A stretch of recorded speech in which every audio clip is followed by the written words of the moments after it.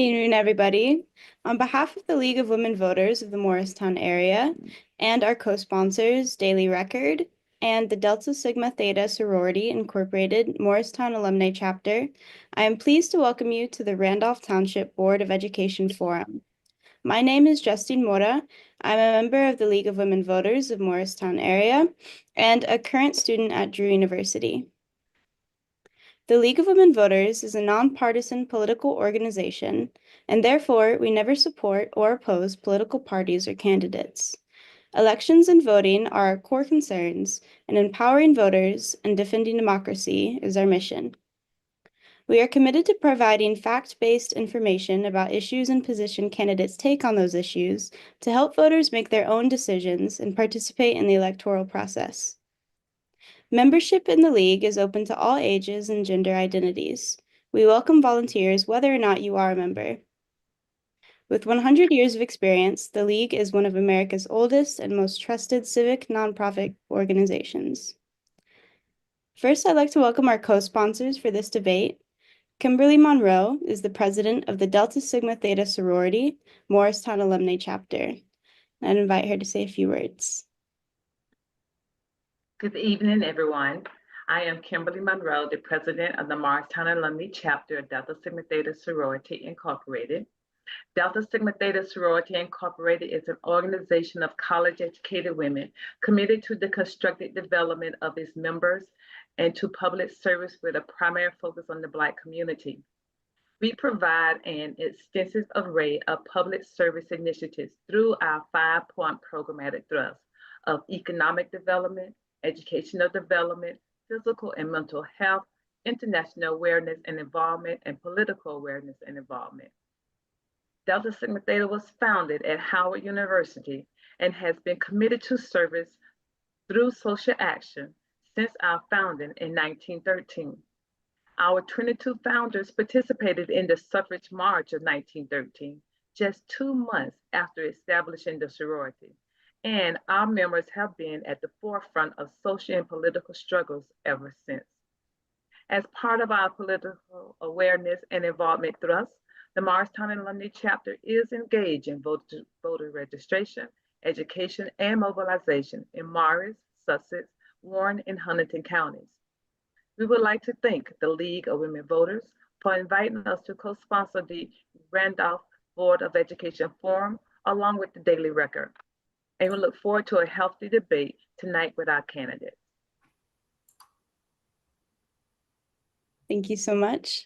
I'd also like to welcome William Westhoven, who is a reporter from the Daily Record, to say a few words. Good evening. The Daily Record has covered Morris County since the year 1900 and is happy to join the League of Women Voters of the Morris area, Delta Sigma Theta, and other co-sponsors in presenting this event. I want to thank all of the candidates here for participating and helping voters in your town make informed decisions at the ballot box. Please note the Daily Record will report on this forum and the campaign, but we will not be publishing any county or municipal endorsements. Good luck to you all tonight. Thank you, everyone. We encourage everyone to go to vote411.org, a one-stop site for information on all aspects of voting in New Jersey, and please visit our website to learn more about the Morris Area League. Remember to make your vote count in one of two ways. You can vote by mail ballot if you signed up for that, or two, in person on Tuesday, April 15th, 2 p.m. to 8 p.m. This forum is being live streamed on Morris Area League of Women Voters YouTube channel and will be available there for viewing afterward. Other language captions will be available tomorrow on the stream. We encourage the sharing of the League's recording of this event in its entirety, but do not allow editing or making public any excerpts from the recording. The League name, logo, event recording, or any materials from the event cannot be used in a way that could lead a viewer or reader to infer the League support of or opposition to any candidacy. At this time, I would like to introduce our moderator, Ed Gracely. Ed is a League-trained moderator who is not from this voting district. He will introduce the candidates and outline the format for this evening. Thank you, Justine. As Justine said, good evening first. My name is Ed Gracely. I'd like to welcome you to this candidates forum on behalf of the League of Women Voters and our co-sponsors. Let me introduce the timekeeper and the basic structure of the forum. Timekeeper is Diane Holland, who is going to show us the 30-second warning, and she also has a red stop warning. She can show them to you. She does not live in the district also. I will allow candidates to briefly finish a sentence, but please come quickly to a conclusion when time has run out. For the rebuttals, there won't be a warning. They're 30 seconds, so we'll only get a red card at the end. For this election, we have 4 candidates, and I will allow them to introduce themselves. I'm not going to introduce the candidates. There are 4 candidates for 3 full 3-year terms on the Randolph Board of Education. 2 of the candidates are incumbents, and all 4 candidates have joined us this evening. The forum will begin with opening statements, followed by pre-submitted and screened questions. The candidates have not seen the questions. We will end with closing statements from the candidates. I remind all candidates to stick to issues relevant to the Office of Board of Education and not to bring in personal matters or other matters unrelated to that office. I also will repeat the reminder to members of the public that video or audio taping of this forum, other than the official version, is not permitted. The candidates have been assured there will be no unauthorized taping, and I politely ask you to respect that assurance. Let us begin with the opening statements. The candidates will speak in random order. They will each have 2 minutes with a 30-second warning. And we will start with Howard Hessel. Good evening to my fellow Randolph friends, neighbors, parents of students, and taxpayers. Thank you for the opportunity to introduce myself to you. Thank you to the League of Women Voters and their partners for hosting this event, and thank you to my fellow candidates for participating. I want to take this time to let you know who I am, why I'm running, and what I hope to accomplish in the next 3 years as your representative on the school board. I've been a resident of Randolph for 6 years, parent of 2 daughters.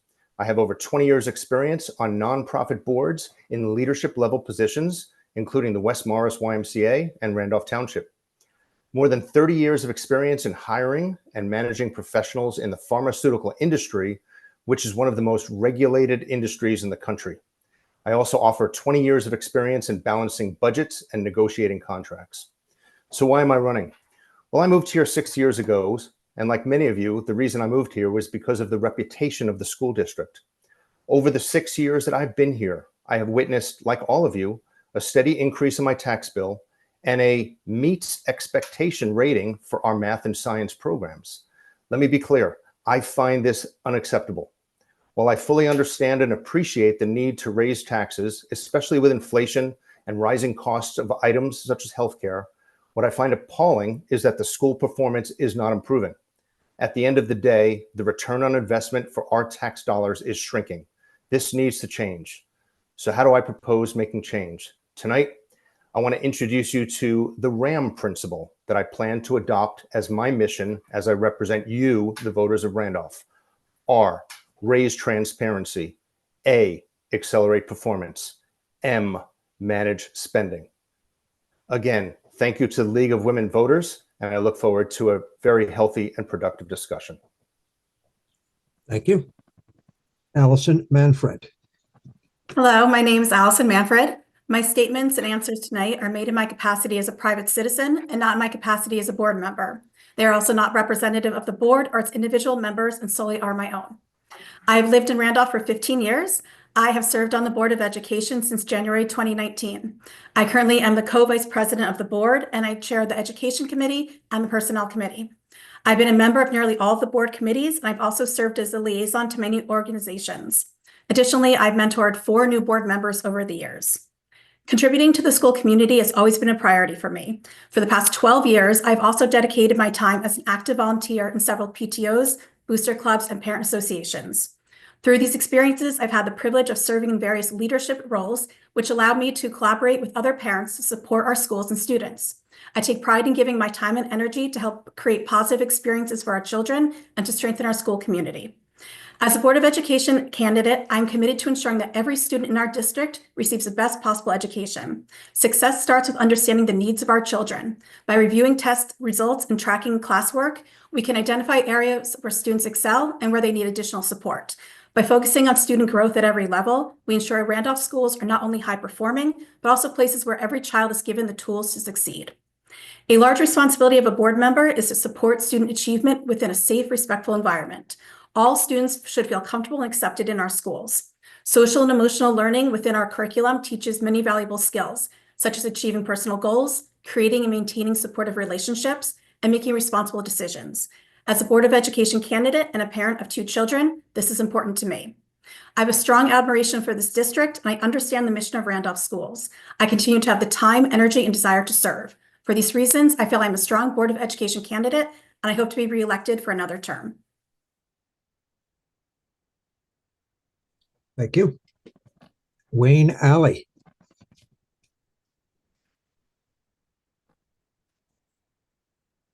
Sorry. My name is Wayne Alley. First, I want to thank the League of Women Voters for providing this opportunity. I am a 20-year Randolph resident and father of 3 children who were educated in our school district. My son is in a master's program for engineering. My older daughter is a junior in college focusing on STEM, which she fell in love with at Randolph. My youngest is currently a senior at Randolph. My wife and I moved to Randolph for the schools, and our children have benefited from our excellent teachers, our extensive AP curriculum, music, and athletic programs. I personally build ships for a living, large tankers that are responsible for transporting the products we all use every day. I'm held to high standards on managing large budgets, deadlines, and financial goals. If I fail at any one of those, it affects every level down to the consumer who uses these products. Basically, I am held accountable for the performance of these ships. As a graduate of the United States Merchant Marine Academy, I understand the role that policies, process, and chain of command play in government entity. So why have I joined with Howard to run for the Board of Education? Randolph schools are not what they were when we moved here. The combination of long-lasting effect of the pandemic and the severe state aid cuts have changed our schools. Settling for at least we are better than the state average is not acceptable. I'm concerned that when we look at spending, we back into the highest revenue number possible rather than look at spending, not only with an eye for what our schools need, but at what point does funding Randolph schools become too expensive for our residents? We need to prioritize needs over wants. I believe our school district can do better. It is time for fresh eyes to take a look at how our Board of Education approves spending and makes policies. But most importantly, we must do a better job representing the needs of all residents to the school district. It is you who decides which of us gets a seat at the table, and it is you who the 9 Board of Ed members are ultimately accountable for. Thank you. Thank you. Ron Conlon. Thank you to the League of Women Voters, my fellow candidates, and the community. While I'm currently a member of the board, I wish to make it clear that my comments tonight are made in my capacity as a candidate and a citizen and not a member of the board. Any opinions expressed are my own personal opinions. During my more than 10 years on the Board of Education, including 6 years as an officer, serving on every standing committee, and leading 2 successful referendums, I developed deep institutional knowledge of how the board and the district operate. This experience reinforced my commitment to providing an excellent education for our students at a fair cost, regardless of where life takes them after graduation. I'm running for another term to continue this important work. The cost of a Randolph education sits right in line with other K-12 districts in Morris County, but the value of a Randolph education is the best in the county. Randolph's success during my tenure speaks for itself. Blue Ribbon School, Schools to Watch, numerous AP awards, the Transition and Oasis program, thriving visual and performing arts, sports teams and clubs offer and enhance student opportunities. Over 90% of RHS graduates are attending college, many with multiple offers. The list can go on and on.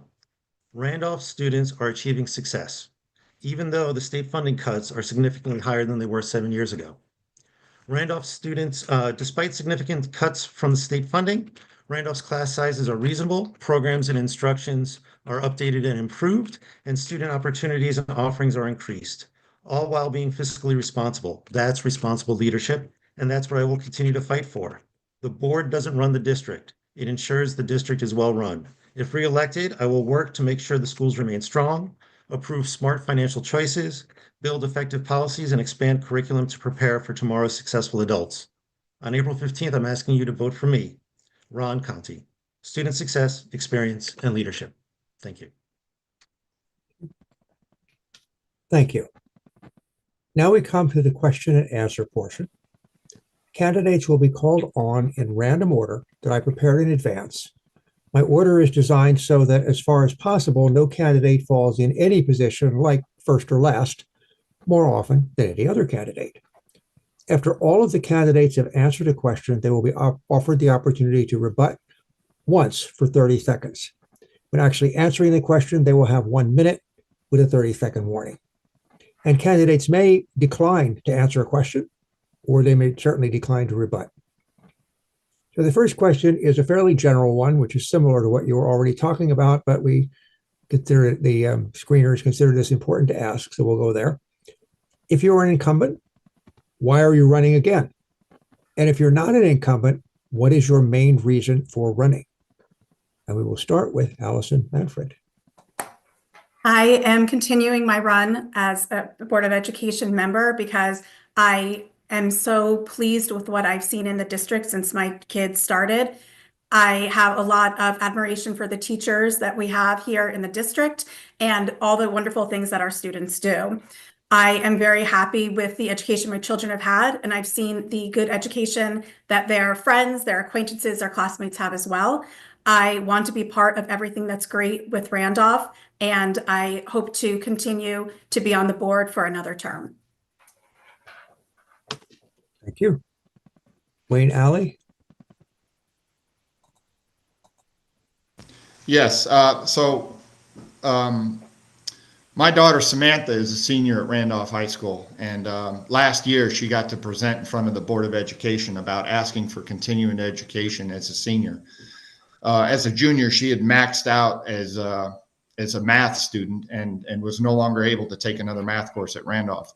Several students wanted to continue and take the next math course, and they bravely got up in front of the board and asked for the class. They had a teacher, and they wanted to have, as a senior, math. The board denied that request, and it just got me thinking as to what is best for our children. Whether they're high achieving or not, the programs need to be there to continue their education to the max level. And I just found it appalling that as a Randolph resident, the students weren't given the maximum education that they could get with the tax dollars that I've put into the program. And so based on that, doing research and seeing that the Randolph schools have slowly degraded over time. Thank you. Thank you. Howard Hessel. Good. Thank you for the question. I think it's a very important question. And, I decided to run a couple of months ago when I started looking at the current volunteer work that I'm doing on the traffic committee, and I have nothing to do with sinkholes, by the way, the recreation committee in town as well, the master planning. And what I found was that working with the township, I was only impacting 20% of our overall taxes. The school board represents 71% of our tax spend in Randolph. So for every dollar that we put to our taxes, 71 cents goes to the schools. With that, we have a lack of transparency. There is not a clear transparency of where all the money is being spent and how it's being spent. And I totally realize that there are some areas that we can't disclose, but there are plenty of areas that we can. Again, I've mentioned earlier that we have a meets expectations. Ron, I loved your word reasonable, reasonable performance. I don't stand for reasonable. My expectation is to exceed expectation, not reasonable. And then again, manage the spending, because 71 cents of every dollar goes towards the public schools. Thank you. Your time is up. Okay. Ron Conti. So I've been on the board for a long time, and I've seen a lot of changes. The district is really improving and expanding in many, many ways. And I think it would be an honor to be able to continue this. My son, my daughter have gone through this, and they've exceeded. My daughter, when she went to college, one of the first things she said is how well prepared she was. And I want that for all students in Randolph, for everybody in the community to do that. That helps not just the student, but it also helps the homeowner, because with a better education also brings in property value. So I think that by staying on the board, I feel like I'm giving back to the community that's given so much to my family and to the community. Thank you. Does anyone wish to rebut, to use their 30 seconds to respond to any of what was said? If you do, just raise your hand. Seeing none, We will go on to the next question, which is, do you feel the relationship between the township, let me get an echo every now and then, I'm sorry. Do you feel the relationship between the township and the Board of Education is a good one? Why or why not? And we'll start with Howard Hessel. Good. Great question. And again, I mentioned earlier that I'm part of the Recreation Committee on the township. I'm also part of the Traffic Committee, part of the Master Planning Committee for the 10-year plan for our townships. And one thing I can say is that at these meetings, we have other groups come in and update us on a regular basis. Our town council comes in every single meeting and updates us what's going on in the town. We have never, in the years that I've been on those two committees and the special subcommittees, we have never seen anybody from the education, the Board of Education. It's something that we have an opportunity to improve on, and it's something that I will improve on when I become a board member. Thank you. Ron Conti. Sweet. So the relationship between the town and the board is actually pretty good. Well, the board has a liaison committee that meets with the town council every 3 months. There's open communication, especially between the superintendent and the town manager, Kyle, who's the business administrator, and the person on the other side whose name escapes me right now. So there actually is a lot of communication back and forth. It's not at the committee level like Howard was mentioning, but it is at a higher level. The town council and the board are also very separate entities. So you would expect that kind of structure, but I think that working together and having these regular meetings helps. I know that I've reached out to the town council as a board member in the past, and they've reached out before. During COVID, it was constant back and forth. And I can't go into details, but I think that there is actually a very good relationship between the town and the district. Thank you. Allison Manfred. I know that the district works with the township on DPW and transportation services. We use their garage services, so there is some intermingling with that. Security also has an open communication with the police department. And as Mr. Conti said, board leadership does meet quarterly with the town. We meet the leaderships, the superintendent, the BA will meet with the mayor, the deputy mayor, the police chief, the township manager. So that's a really great opportunity to speak to each other, to make sure that we're all on the same page with issues that pertain to both of us. And I think it's a courteous relationship. I look forward to continuing it with the town. Thank you. Wayne Alley. Yes. Now, while we share services, no, it's not a good relationship between the public and the Board of Education as far as that goes. The board does not preview the budget, for example. There's nothing that we see in the public on a regular basis that lets us know what's going on. Board members are never seen at town council meetings, and looking at the traffic issue, I mean, it's the same thing. There's just no transparency between the board and the general public. Thank you. Thank you. Would anyone like to rebut any of those comments? Howard Hessel, you have 30 seconds. Thanks, Ed. Appreciate it. So as part of my responsibilities on the Recreation Committee, we do run a summer camp. And the summer camp depends on the schools every year for rainy day events. So if it's raining while they're at camp, they would go to the schools and use the gymnasiums. This year, we're having the upgrades, which are much needed, to the schools, and the Recreation Committee is struggling with what they're going to do. I think if there was better communication, we would avoid the Recreation Committee having to scramble at the last second. Thank you. Anyone else want to rebut? Oh, yeah. Sorry, Ron, your hand's just because you have a muted background, it kind of disappears. Go ahead. No problem. So I just kind of want to reply to Howard, what Howard had said. I get it that there needs to be communication, and I know that frequently the superintendent and the business administrator are in touch with what the plans are. We broadcast that far and wide to the town council, so I know they're aware of it. I don't know where the communication, how that flows. I also know that the rec department uses practically all the parks, well, not just the parks, but all the fields and the gym. So I get your frustration with the referendum, but I think you also have to admit that the town or the school district and the rec department do a lot of work together. Anyone else wish to rebut? No. All right, we will go on to the next question. How do you feel about banning or not banning books? Would this be a measure you would support or stand up against? Why or why not? And we'll start with Wayne Alley.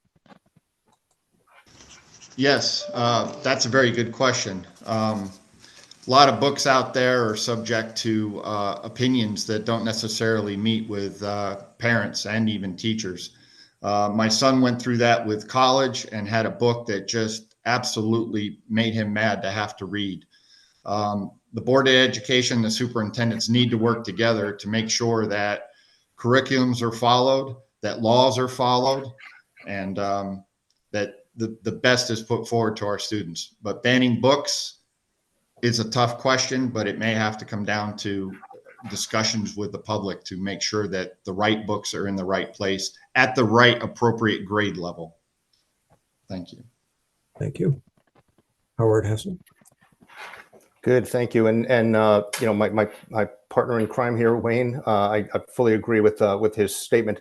And you know, what I will add is this is why it's important that we have a diversity of opinions and we have a diversity of different experience sets on the board. And to Wayne's point, that we need to involve the parents, the teachers, the students, the taxpayers, and get feedback from different areas.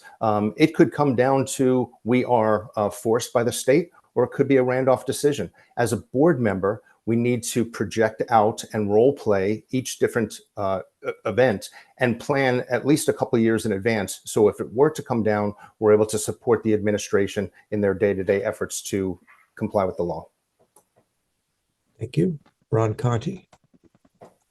We definitely have to comply with the law. I completely agree with Wayne and Howard on that. I mean, that definitely goes without saying. I believe recently this year, there was a law passed saying that the board may have to draw up a list of books by grade. I don't remember exactly when that was, but we definitely have to stay with it. I don't like the term banning books personally. But everything at the right age when appropriate is also true. So it's a fine line, and that's why there's that law that's supposed to help the board decide which books should be in the library. Thank you. Allison Manfred. During the education committee meetings over the summer and into the fall, we look at the curriculum. It's either new curriculum or revised curriculum that the teachers and administrators are bringing to the board. And what part of what the board does is we read through all the curriculum, we look at the materials. If there's an issue with a book, we're able to ask why. Why is this part of the curriculum? Is this being told by the state? So we're able to speak at a committee level with the administrators and find out a little bit more. As far as a parent, if there is a book that your child is reading in the classroom that you're not comfortable with, I always encourage parents to reach out to the teacher, ask your questions, ask and see, have a conversation and a dialogue with the teacher. This is your child, and ultimately you are the parent, so it is up to you. And again, I always encourage communication between the teacher. If you're not getting the answers that you would like, always reach out to principals as well. Thank you. Are there any rebuttals for this? All right, seeing none, we'll do the next question. If the Department of Education is dismantled, which seems a likely outcome right now, how would you handle funding to make sure that kids with special needs get the services and care that they need? What is the plan? And we will start with Ron Conti.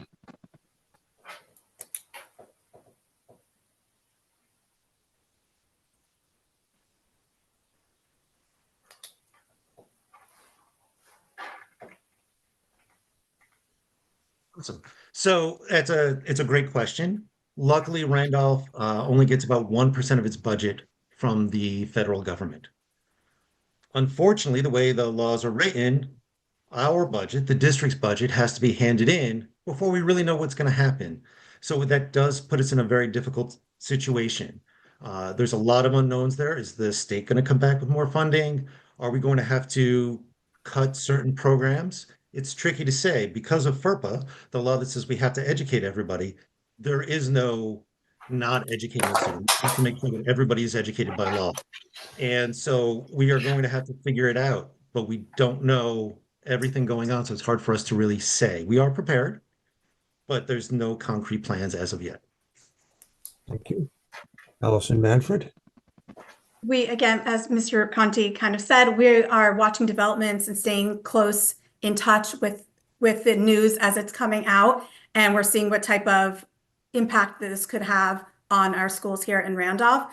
I know as a school board member, we get a lot of communication from the New Jersey School Board Association. And already we're seeing those emails and the communications and saying, all right, this is what we think is coming. This is what could happen. Stay tuned. So for the time being, Randolph will continue to run as normal. And if it comes to a funding situation, I would look to the BA, the business administrator, to start to guide us in what may be the best ideas on how we can help with our funding. Thank you. Wayne Alley. Yes, this is an interesting question because this is a policy that, or a change in government that hasn't actually happened yet. It's just being talked about. So we don't know what will happen, but the administration must follow policy and plan for it and be transparent with the parents. So a dialogue with the parents is critical as this happens. But again, we don't know if this is even going to happen. So it's all speculation. Thank you. Thank you. And Howard Hessel. Yes, thank you. And Ron and Allison, I'm really happy to hear that you guys have talked about it and there is a plan in place. To Wayne's point, I think we need some more transparency to kind of calm the rhetoric in the town and share that with people. The policy, the executive order that was put out, still would need to go through Congress, still would need to go through the Senate. That could happen in 6 weeks. It could happen in 6 months. It could take 6 years. But I'm really happy to hear that you're thinking about that. In my career, I've spent many nights and many days planning for long-term issues. And it's the whole strategic planning process and figuring out, okay, if this happens, what do you do? But if the exact opposite happens, what do you do as well? And that's something that I have a lot of experience in. And, I hope to be able to add to the work that it seems like you all have started to do, but I would love to see it so that we can create value for the township of Randolph.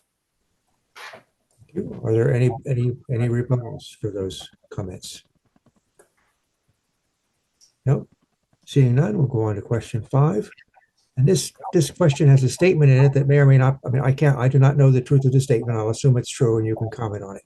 It says Randolph High School and Middle School do not have full-time school librarians. Do you see this as a staffing issue that must be addressed, or is there a good reason not to have librarians on the staff? And we will start with Ron Conti.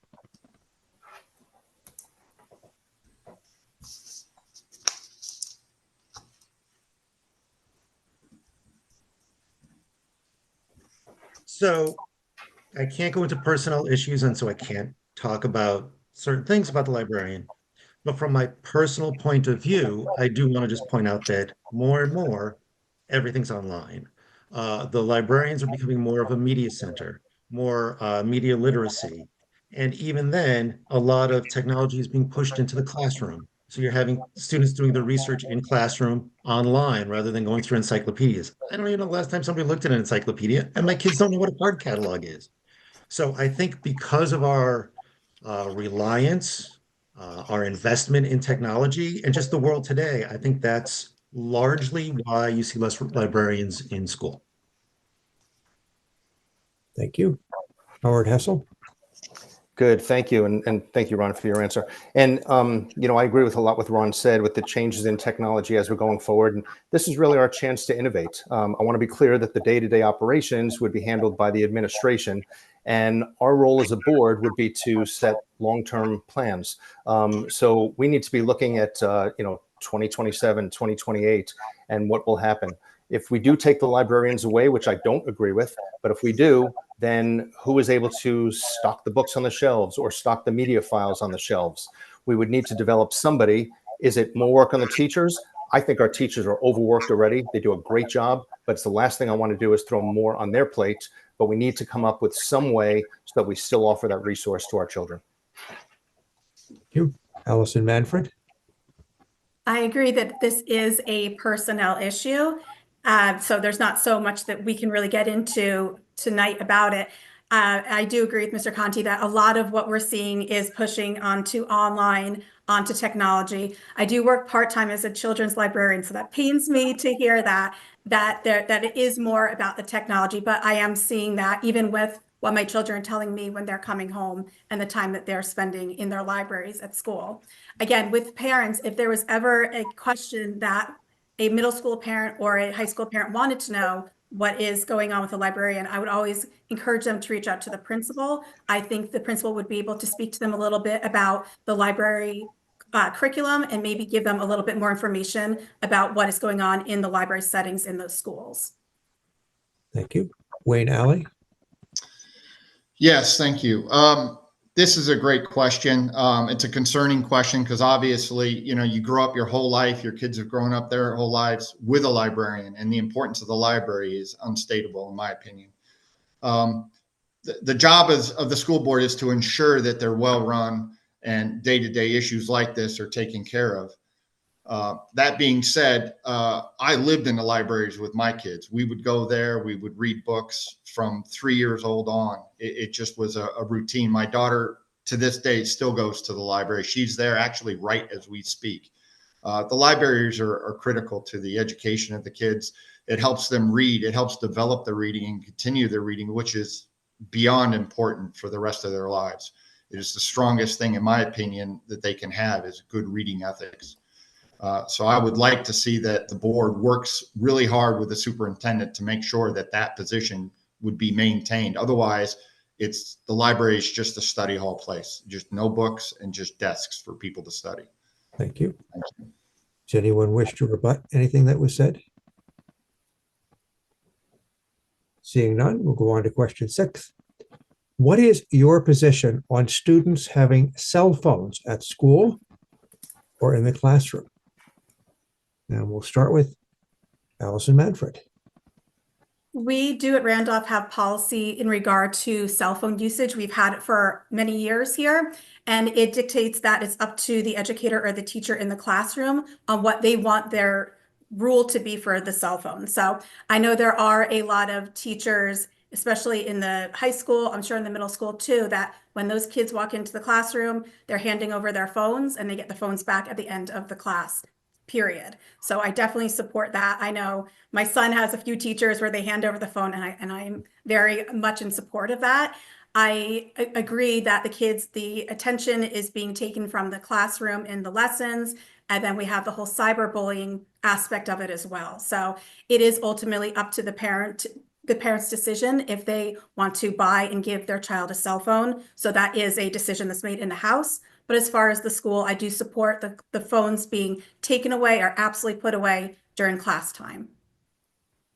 Thank you. Wayne Alley. Yes, I somewhat agree with Allison on this. I just think that the Randolph school system and schools in general are so short on time for each class. They have so many classes a day. There's so much transportation between classes. They're very busy throughout the day and they need to focus on their classes. So I'd be strongly supportive of the teachers controlling those cell phones during their class so they have as little distraction as possible, maintain focus, hopefully improve their grades and make them better students. And there's plenty of time throughout the day to have their cell phones, but during class, I would be a supporter of no phones during the class. Teachers need to collect them. Thank you. Thank you. Ron Conti. So I agree with everything Allison said. I thought she answered it really well.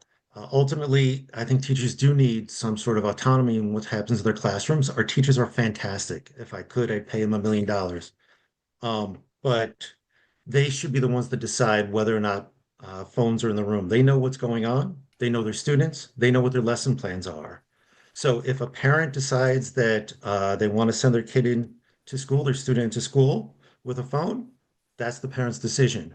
But I think it's the teacher's decision on how technology is used in the room, how the lesson is delivered in the room, and how students can learn best. I'm not in there. I'm not a board member, and I'm not a teacher. I assume, because I know our teachers are so good, I assume they know what's best for their students and for the lesson that's coming up. So I think that the autonomy should be left with the teachers. Thank you. Howard Hessel.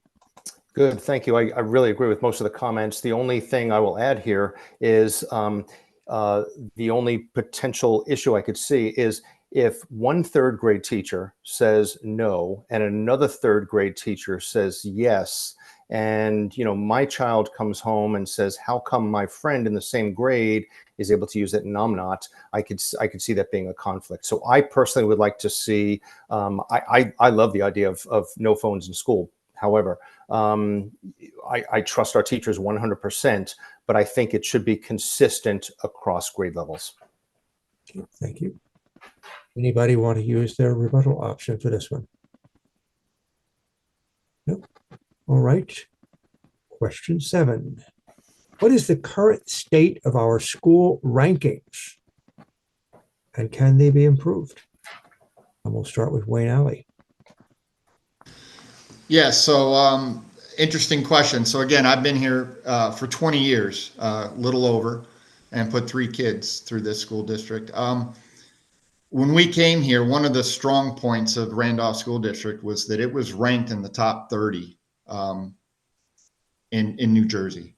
It is currently ranked over 100. So it has dropped 3 times its value in those 20 years. We need to have a stronger force to get this school system back to where it needs to be and just on an upward trend. Just change the culture of the student body and the teachers and the communication between them to get those numbers back up where they need to be, at least on an upward trend instead of a steady downward trend. If we've gone from 34 to 106, let's say, in that time frame, where could we be in another 10 years? Could we be 200? That's not where we want to be. The school system has historically put good kids in great schools. We need to maintain that. That is the value of living in Randolph, and that's why I continue to live in Randolph. Sir, your time is Thank up. you. Thank you. Ron Conti.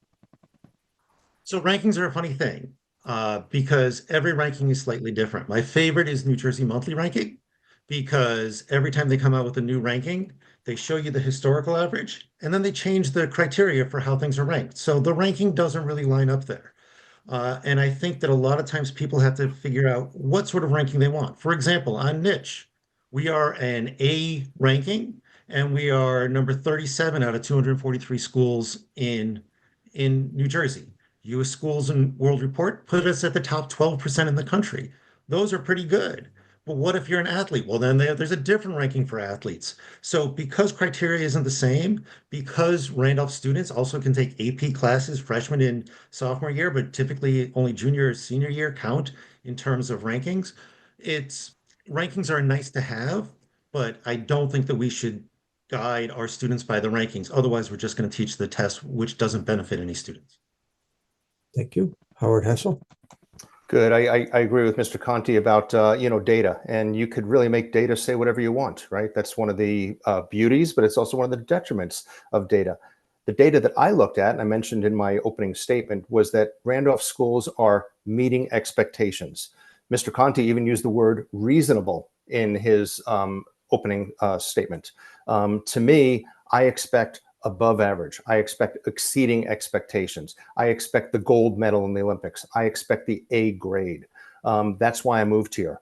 And that's why people are going to continue to move here. That's what's going to keep our property values high when that data gets out that shows that Randolph is the place to be. It's the reason I moved here. It's the reason Mr. Alley moved here. And it's something that he and I are very passionate about. And we want to turn the curve around to make sure that we're exceeding expectations going forward. Anything less is unacceptable. Thank you. Allison Manfred. In the Education Committee, we look a lot at ratings, rankings, test scores, data, and it is important, though, to remember that not every child tests the same, and they're not the same type of test taker. And the administration speaks regularly on having growth goals, and academic achievement is vital. And when you look at that, you don't look just how a student tests, what their grades end up being. You're looking at the whole student, which can also include social emotional learning. And there are, if you want to say, ways that can help get rankings or test scores higher. And it's just working better or in a more efficient way within the classroom and with classroom time. What the teachers are doing in elementary schools now is something called WIN, or What I Need, and that's 30 minutes a day of specific time that kids can work on skills that they need to customize and become stronger in. So that's just one example of how we are able to, at least at the elementary school, take time every day and be able to give that to the students to become stronger. Thank you. Are there any rebuttals to this question?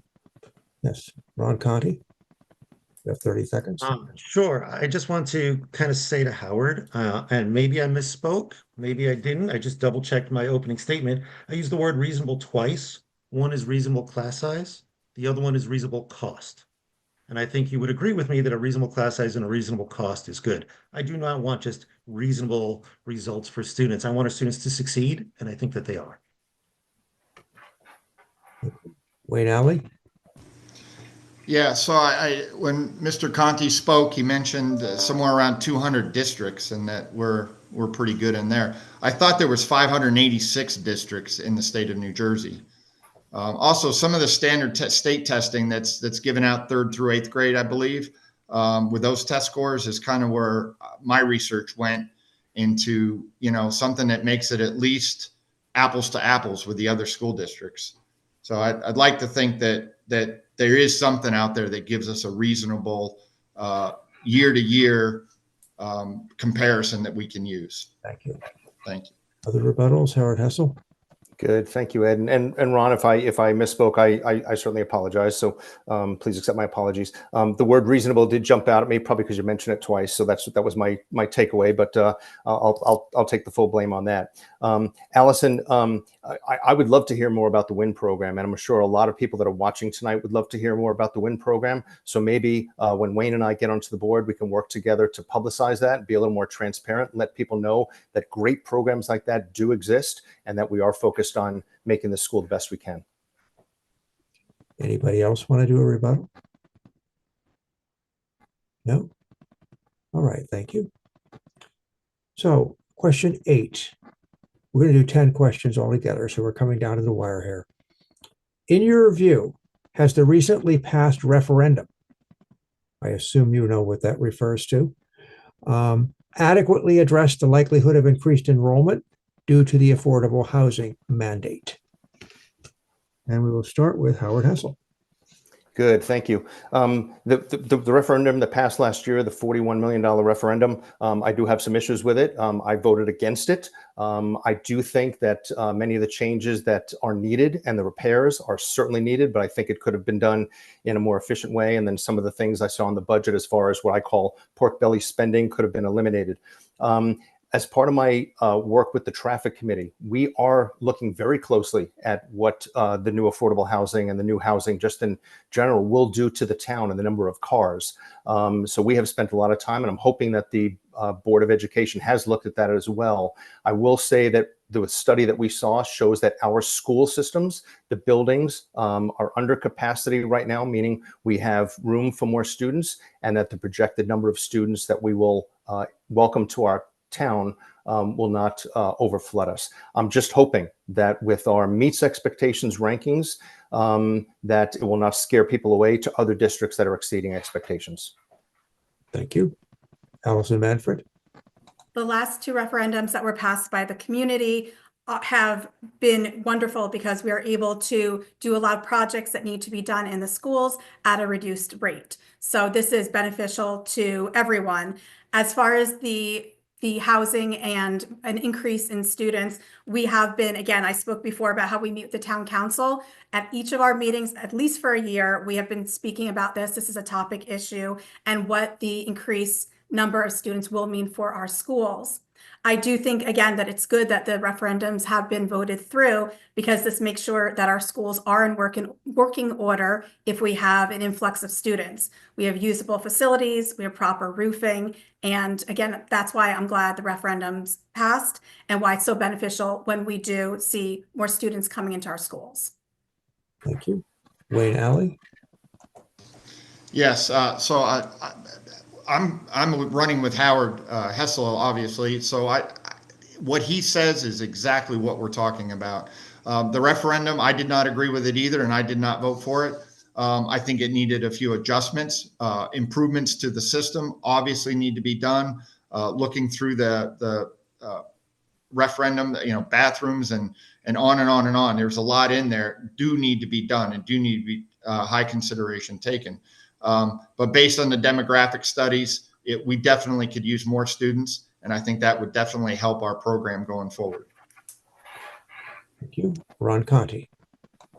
So the referendum allowed us to get a lot of projects done and save a third of the cost. I think that's the part that I haven't heard from Howard or from Wayne. I mean, that's a huge chunk of change that the district saved, that the taxpayer saved by passing this referendum. It allowed us to maintain our buildings and maintain our grounds. As far as the influx of students, we've been talking about it, I'll be quite honest, it's like 6 years. When I was vice president was the first time I heard about it. And so we have demographic studies that come up every 5 years. Currently, we're on target there. We do see a little bubble happening in the elementary schools. Okay, that's going to trickle through. More families are moving in, but we are prepared for it. We've spoken at every town council. We talk about it constantly. We go over the plans. What do we think is going to happen? How quickly will people be moving in? So we are always working to be prepared and to make sure that when students do move into the area, that there is enough space. Thank you. Are there any rebuttals to that? Right. Two more. Question 9. The board members elected will be asked to vote on the superintendent's next contract. What performance goals should be included in that contract? And what would you do if they are not achieved? And we'll start with Howard Hessel. Good, thank you. It's a very important issue, and Superintendent Fano's contract comes up in 2027, as we know, and that'll be the time that we'll have to evaluate her performance. But I think there are two pieces of performance when you look at the superintendent. You actually look at her performance within the administration, and then the second part is you need to look at the support, the coaching, and the development that the Board of Education gives to her. When I look at a meets expectations grading for the school system, to me, that's approximately translates to a C. I would love to bump that up to a B, but it should be at an A. But right now, I don't know if it's because the superintendent has been getting poor guidance from the board or because she's not capable of doing the job. I think by making changes to the board, we can find out how she can react to change and implement new items to help move forward. Thank you. Ron Conti. The board evaluates the superintendent every year. And the board, the only person the board actually hires is the superintendent. The board has a whole process that we go through to evaluate the superintendent and see how she's doing. We do not coach the administration. We do not coach the superintendent on how to act. We can't. Technically, that would be running the district. It would go against ethics. It would be illegal. So we can't do it. I appreciate what you're saying, but we can't do it. Ms. Fano is doing a great job. She's been here for, I don't even remember how many years now. I think like 8 years as superintendent. And we've seen that morale in general has gone up for teachers. We see that the relationship in the district is going better with a lot of the internals. But I can't comment on personnel and how Ms. Fano is doing because that is a personnel issue. So I hear what Howard is saying, that he'd like to know more, but we can't share that with the public. Thank you. Allison Manfred. I agree with Mr. Conti that it is a personnel issue. The superintendent, though, does have goals and she is evaluated. It's something that is part of our duties as a board member to evaluate her. It is a long process that takes a while and it really is pretty thorough. So I don't want to say too much because it is a personnel issue, but there are definitely goals and evaluations. It's a whole process that we go through every spring. And personally, for me as a board member, doing this helps me because it, in a way, shows there is proof that she's doing what she should be, that the goals are being met. And it is something that I am glad that we have because as a board of 9, we're all able to give our opinions and we're able to evaluate her to ensure that she is properly doing what she should as the superintendent. Thank you. Wayne Alley. Yeah, this is an interesting question because it is delicate. Superintendent's job is extremely important to the student body and their success. All right. And it's our job to support that as best we can. But I would completely disagree with teacher morale. I think it's horrible. I think great teachers have left. In many cases, they have left. And we're not filling those spots with quality teachers. And I say this from an experienced parents that talk to the teachers at teacher parents back to school nights and so forth, and throughout the year, meeting them at track events or soccer events and talking to them about how things are. I'm a big morale guy. I do this on board my ships. I make sure everybody on board has good morale. The one thing that I would add to that is that if the board is looking at her on a yearly basis, are we able to critique? Are we able to push her in a direction that is positive? Get feedback from her. This is my goals. This is what we're doing. This is how we're adjusting for this. And then how is that metric followed? Thank you. All right. Anybody wish to offer? Okay, Howard Hessel, a rebuttal? You're muted, sir.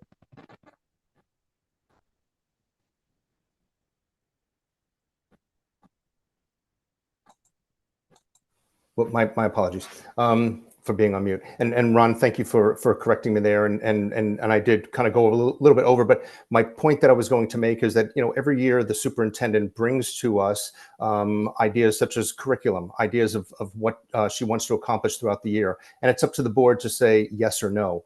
And we need to hold her accountable. You know, the superintendent is making more money than Governor Murphy. Let that sink in, right? We know details of her contract. We know that she gets whatever it is, $125 a month for cell phone. Thank you. Thank you. Any other rebuttals? Ron Conti? I can appreciate what you're saying. And yes, Ms. Fano is paid a fair salary. She's definitely not the most highly paid superintendent in the district. And the district is very large and very diverse. I think her salary is commensurate with her job. And I guess that's about it. I will say that if you want to check out the review process, NJSBA does have the superintendent review information. Thank you. Wayne Alley, rebuttal? Yeah, just two important points I'd like to make. One is her contract has no performance metrics. I think there should be something in there for that. And there should be some transparency, what she is expected to accomplish on an annual basis, and so that it can be reviewed and see if it's met. Thank you.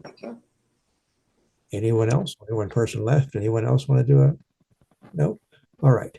Our last question of the night, other than what's your closing statement, is do you feel parents should have a say about the curriculum? And we'll start with Allison Manfred. I think that we have very talented and smart administrators and teachers in our district that write the curriculum. They're either taking the curriculum and revising it, as we sometimes do because of state mandates, or they're coming to us with new course proposals, which as the education committee chair is always very exciting to see because they are looking at what their students are interested in and what can help them become better and more intelligent students, and they're bringing that to the board and hoping to be able to have that as a course that their students can learn from.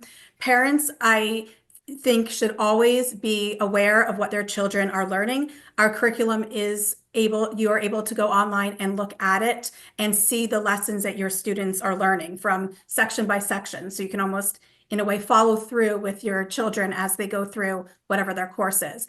Again, if parents ever have questions about curriculum, please reach out to your teacher. Please have your answer. Please make sure your answers are given to you. Thank you. Wayne Alley? Yes, thank you. Parent involvement. There's not enough parent involvement. Some parents just live their day-to-day lives and kids go to school and it is what it is. But there's many, and I mean many parents that are more in tune with what's going on with their children. Part of that is to be involved with the Board of Education to understand what's going on. I know that the committee closed basically that parent, due to parent behavior back in 2021. District needs to be more transparent and accountable. Why decisions are made, how they are made, how much parent feedback can or cannot be accepted. We need to have that communication with the parents. We can't be afraid of angry parents. That's not a reason to limit the ability to voice an opinion.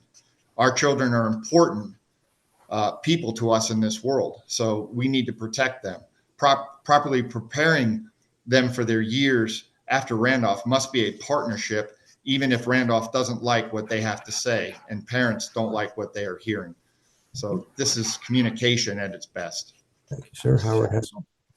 Good, thank you, and thank you, Wayne. And again, we're in lockstep together. Let me just add a couple things. The curriculum, we realize that it's developed by the administration and approved by the Board of Education, but that's where we have the opportunity to give some input. But there is little to no transparency to parents and students, and that's the opportunity for us going forward. I would love to see some sort of advisory panel to get together that includes administrators, includes teachers, includes students, includes parents, the Board of Education, and taxpayers to provide input. People just want to be heard, and they need to be heard. And it goes back to my focus on transparency, that they want to know how the sausage is made, and they want to, have some say in the actual recipe. Thank you. Ron Conti. Allison, I agree with her. Education reviews curriculum. It goes on mostly through the summer. And as board members, I know we can see a lot of the process. I also know that at all the board meetings, the education committee reports out on what the curriculum is and kind of what's going on, which classes are coming up. So this way, community members, if they ever have any questions, can always reach out and ask questions about it or express their concerns. Likewise, as Allison pointed out, all of our curriculums are online. You could go in, you could look at everything at any point. You could find out what your student is learning today or a week from now, and you can reach out to the teacher and say, I'm not comfortable with this, or how are you doing this? And have the conversation with the parents. So I think that we are transparent. While parents may not be involved in making the curriculum, they always have the opportunity to question and discuss with their teachers to make sure that their students are that any concerns they have with their students are addressed. Thank you. Are there any rebuttals to those comments? Right. Wayne Alley, you have a rebuttal. Yes. I'd like to say the curriculum system does not include the resources, and it's very hard to get full details of your child's current and future lessons. I've fought this for years. Community members can reach out to and receive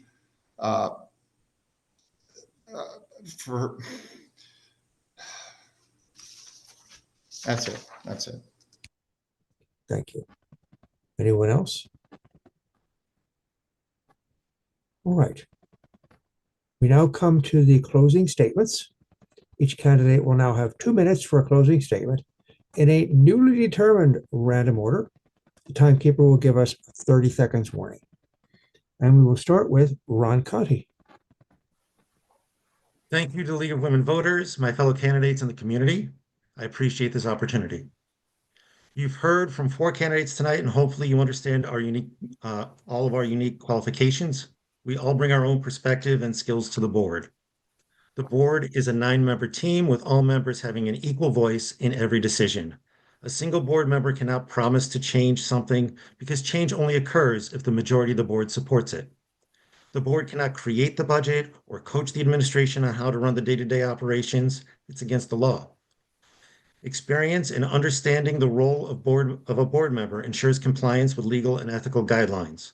The board as a whole can make sure the district is well prepared for changes to our population, changes to funding, and changes to curriculum to ensure our students have the tools to succeed and thrive.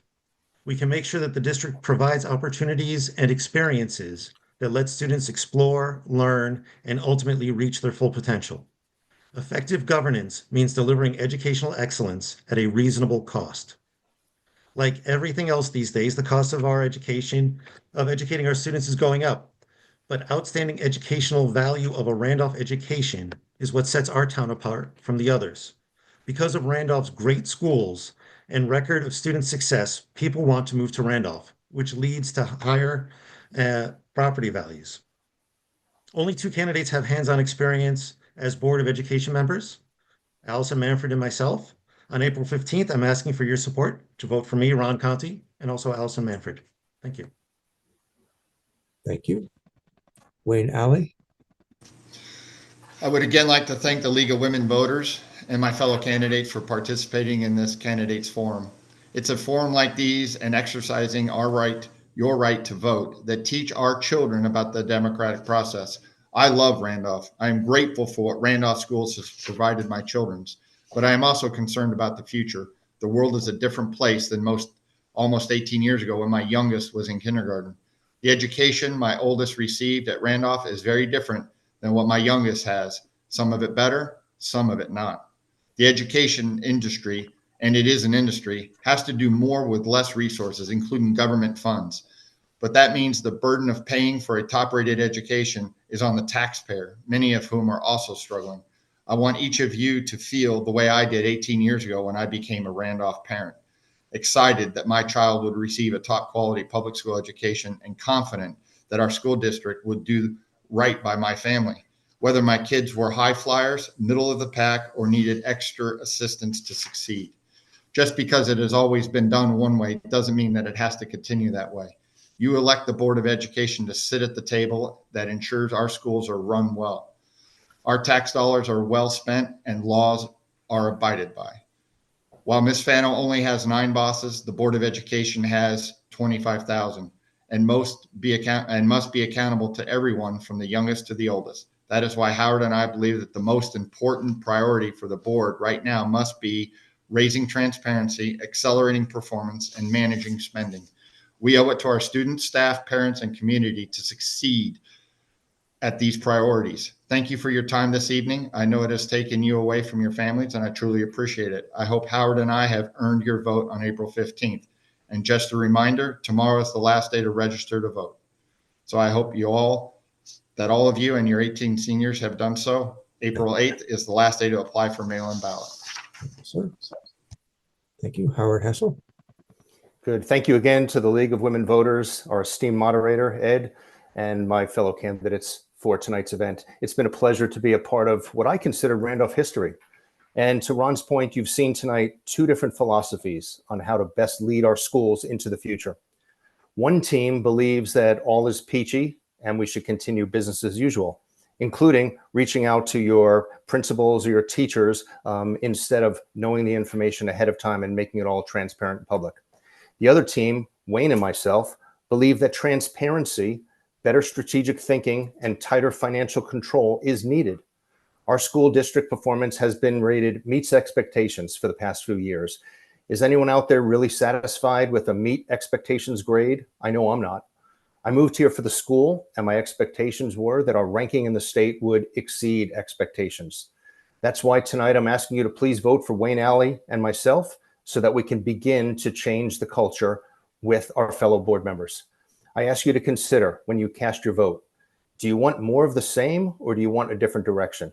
I also ask, are you satisfied with meets expectations or do you expect our schools to exceed expectations? To change the direction of the schools, we need the RAM principle, R, raise transparency, A, accelerate performance, and M, manage spending. Thank you, neighbors and friends, for taking time away from your families to view this program. Wayne and I look forward to the voters of Randolph deciding on what is best for our tax dollars. Thank you. Allison Manfred. Thank you very much to the League of Women Voters for hosting this event tonight. This forum is a wonderful opportunity for the community to hear from all the candidates, and I'm grateful for the chance to participate. Thank you also to the audience for virtually attending. As a Board of Education, we do not run the district. We ensure the district is well run. We can offer guidance and support, but we cannot make the decisions for the superintendent or the district. I'm always aware of our role, and I know how the Board of Education fits into this structure. I continue to be proud of the excellent staff and administration we have here at Randolph, and I continue to be amazed at the talents and passions of all of our students. The education of these students is a top priority for board members. The focus should be on their well-being and developing strong, intelligent individuals. I believe it is vital to nurture all students. We can do this by continuing to foster a love of learning and supporting each student's goals. This includes using appropriate educational tools in the classroom, from our young preschool students to high school seniors preparing to leave Randolph schools. I look to continue to promote a positive vision of education and opportunities in the school community while still being aware of any issues that arise and working with the district to identify and solve them. There are always opportunities for improvement. I strive to address these in a courteous way while taking parents' feedback and concerns seriously and using them to strengthen our school system.